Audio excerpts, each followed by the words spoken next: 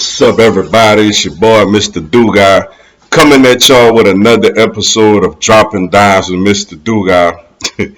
Yeah, and tonight I'm going to talk about tonight's first preseason game. You had the Philadelphia Eagles fall into the Pittsburgh Steelers 24-16. But we all know in the preseason it ain't about the final score. It's about everything we witnessed along the way, and I'm gonna get into all that in this video. But real quick for everyone, if you want to give me a follow on my social media platforms, Facebook, Instagram, and Twitter, I'm gonna have all that information down in the description box.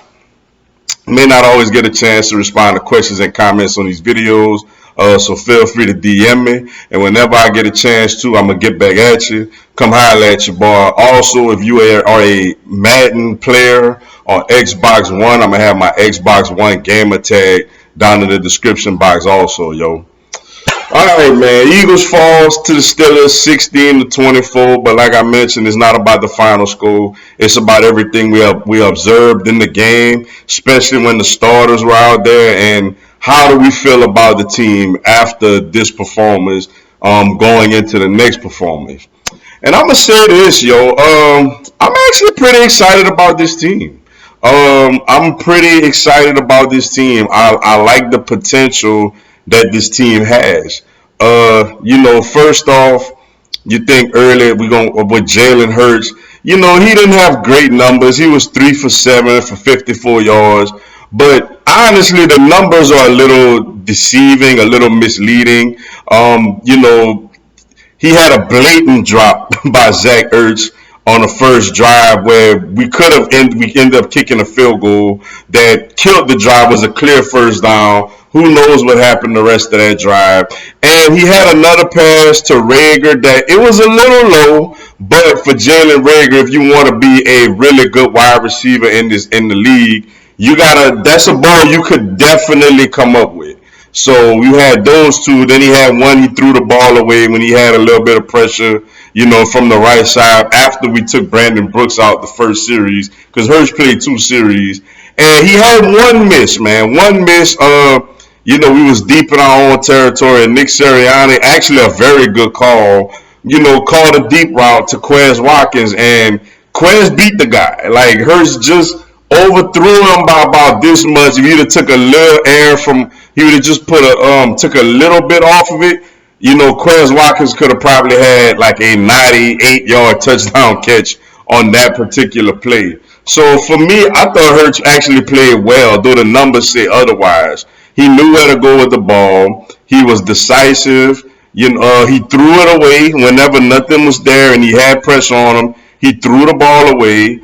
And I just like the command that he had of the offense. Now, you got to be a little more accurate. Like, you got to hit Quez on that deep. Now, you're not going to make every throw, okay? I mean, you could be Tom Brady, Mahomes, Joe Montana, whoever. You're going to have an inaccurate throw now and then. But for Hurts, we want to continue to fix on that. But overall, I thought he looked solid out there. Like, I'm excited to see him continue to progress, get better and better, especially working with these receivers and continuing to get the timing down pat, with the routes and everything. So I actually thought Hurts played solid, yo.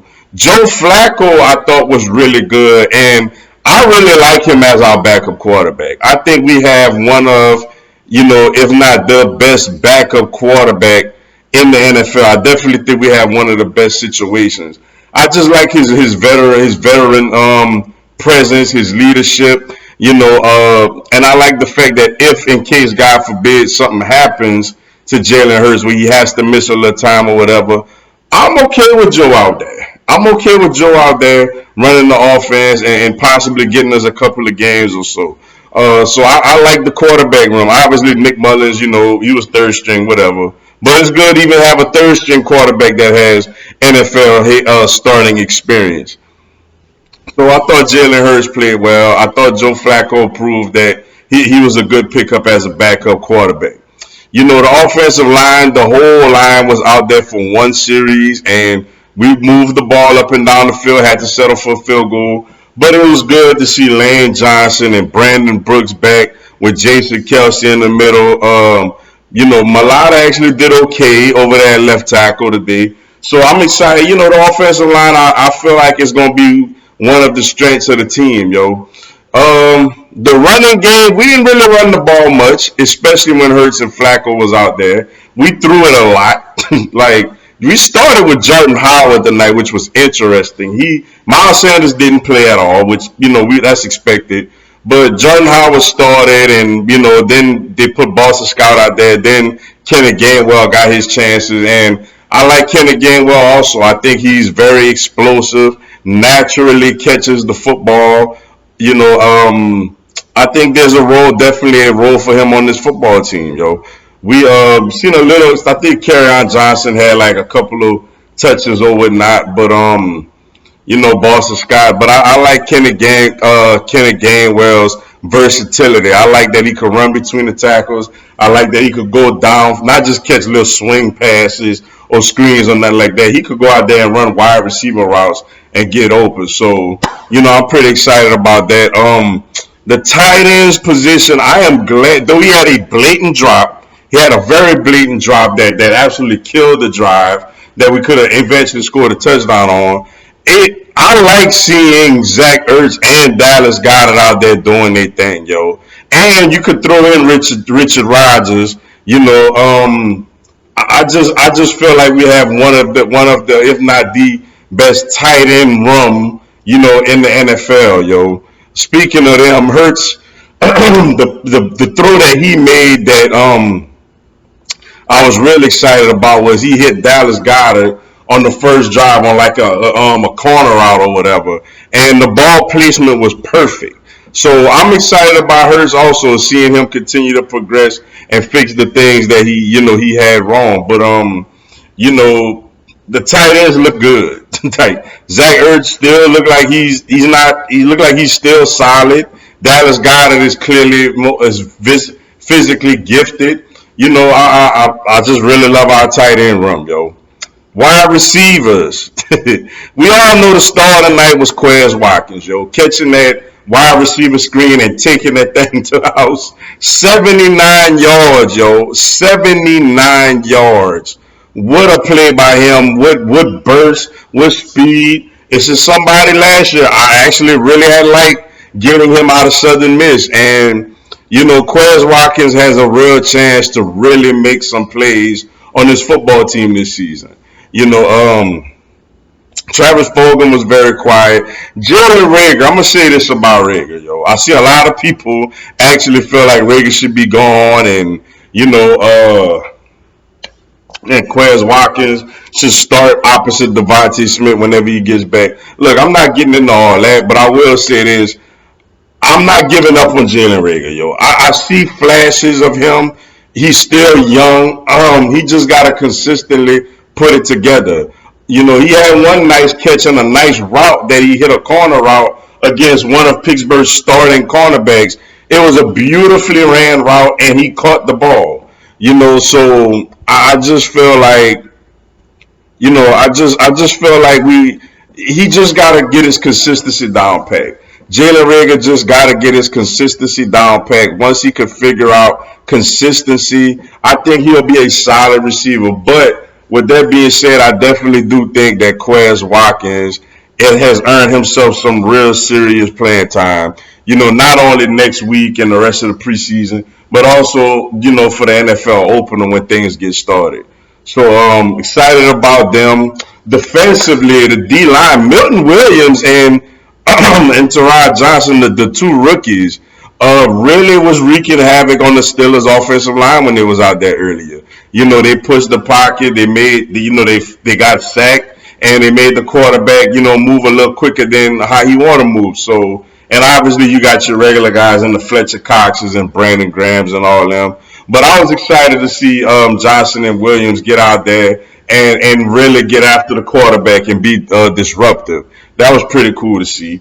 Linebacker core, Eric Wilson, Alex Singleton flew around the ball. They flew around, yo. They made plays when they had to, and they just had a great, presence in the middle of the defense. Now, it's not the greatest linebacker core, but I feel like both of them together could be solid. They could make plays, and they could make it a little tougher for opposing offenses.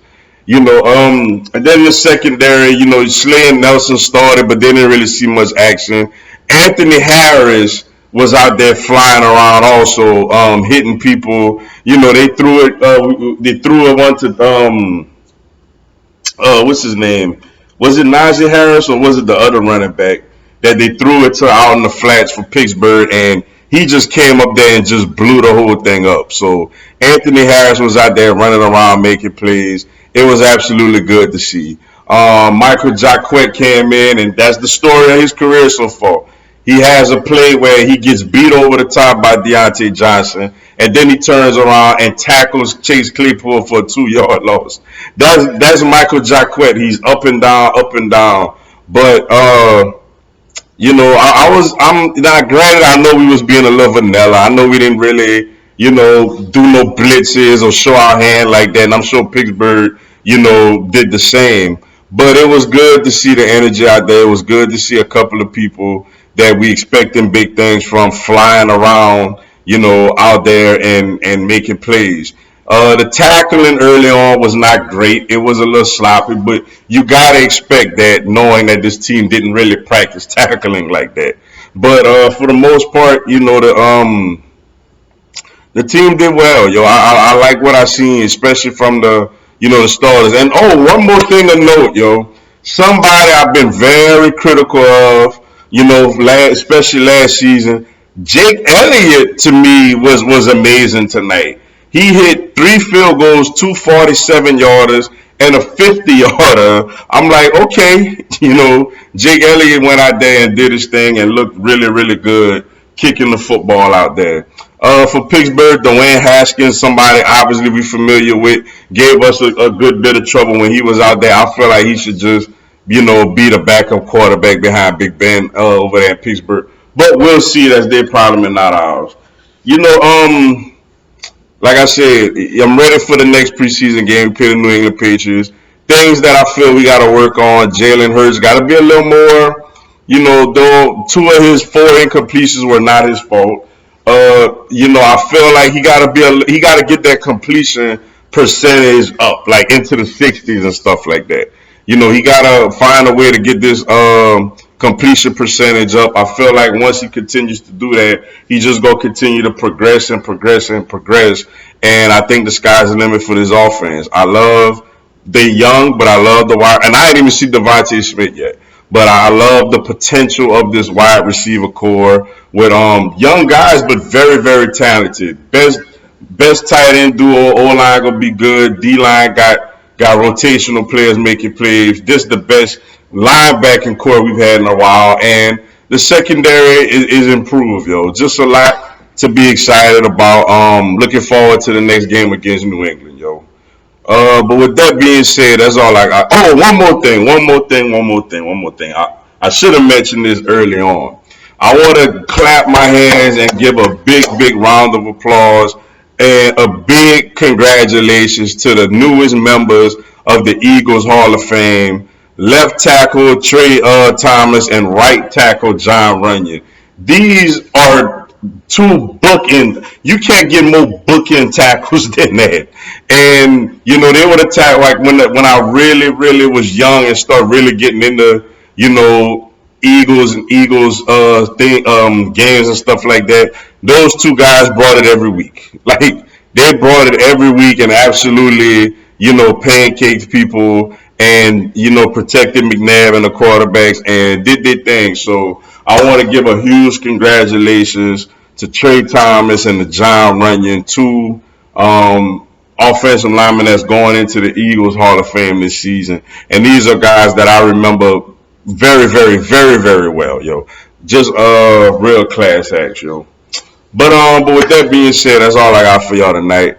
Appreciate y'all checking out the video. Hit the like button for your boy. Give me a subscribe. I'm going to have Philadelphia Eagles and NFL content throughout the year.